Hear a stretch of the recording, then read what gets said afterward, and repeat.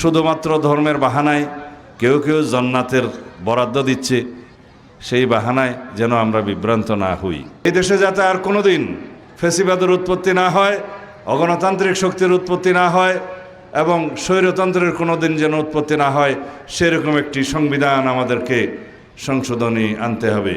সেরকম গণতান্ত্রিক প্রতিষ্ঠানগুলোকে শক্তিশালী করতে হবে, যাতে করে এই গণতান্ত্রিক প্রতিষ্ঠানগুলো গণতন্ত্রকে পাহারা দিতে পারে। ওয়ালটন বিএলডিসি ফ্যান, খরচ বাঁচে 65% পর্যন্ত। ওয়ালটন বিএলডিসি ফ্যান ছড়ায় স্বস্তির সবুজ হাওয়া। সাংবিধানিক প্রতিষ্ঠানগুলো গণতন্ত্রকে রক্ষা কবচ হিসাবে কাজ করতে পারে। সেজন্য আপনাদের প্রতি আমার অনুরোধ, আগামী দিনের যে নির্বাচন, এই নির্বাচন হচ্ছে বাংলাদেশের বাক বদলে দেওয়ার নির্বাচন, আমাদের আপনাদের সবার ভাগ্য পরিবর্তনের নির্বাচন। এই দেশের সবাই সাম্য, মানবিক মর্যাদা এবং সুবিচার চায়, সেটা প্রতিষ্ঠা করার নির্বাচন আগামীর নির্বাচন। অনেকেই প্রশ্ন করতে পারেন, আপনারা প্রতিদ্বন্দ্বিতা করছেন কাদের সাথে, তাদের বক্তব্য কি, তাদের কর্মসূচি কি? আমি জানি না তাদের কর্মসূচি কি, কিন্তু তাদের বক্তৃতা বিবৃতি যা দেখা যায়, সেখানে শুধু ধর্মের নামে তারা রাজনীতি করতে চায়, ধর্মের ওসিলায় তারা ভোট চায়। আমরা সবাই নিজ নিজ ধর্ম পালন করি। এখানেও বোমাবিলছড়িতেও আমরা হিন্দু, বৌদ্ধ, খ্রিস্টান সবাই আছে, মুসলমান আছে। এদেশের শতকরা 90-92 মানুষ মুসলমান।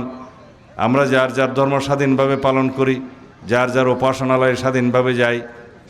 সুতরাং ধর্ম রাজনীতির একটা অঙ্গ হতে পারে, তবে শুধুমাত্র ধর্মের বাহানায় কেউ কেউ জান্নাতের বরাদ্দ দিচ্ছে, সেই বাহানায় যেন আমরা বিভ্রান্ত না হই।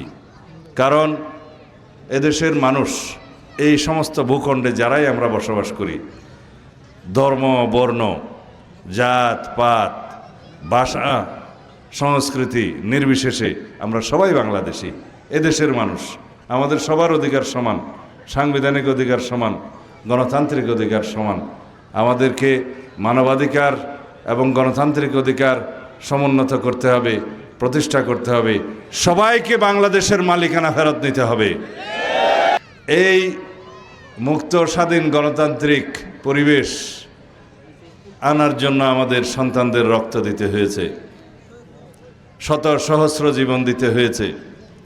ফ্যাসিবাদ বিরোধী গণতান্ত্রিক আন্দোলনে, ছাত্র গণ অভ্যুত্থানে অসংখ্য অজস্র মানুষ অন্ধ হয়েছে, পঙ্গু হয়েছে, 1400-ও বেশি মানুষ শাহাদাত বরণ করেছে। তারপরে আমরা এই গণতান্ত্রিক মুক্ত পরিবেশে আসতে পেরেছি। এখন কি দেশে কোনো নৌকা আছে? আওয়ামী লীগ আছে? কিন্তু আমরা সবাই সামাজিকভাবে একসাথে বসবাস করতে হবে। সবাইকে দিল্লিতে তো আর যাওয়ার সুযোগ হয় নাই সবার।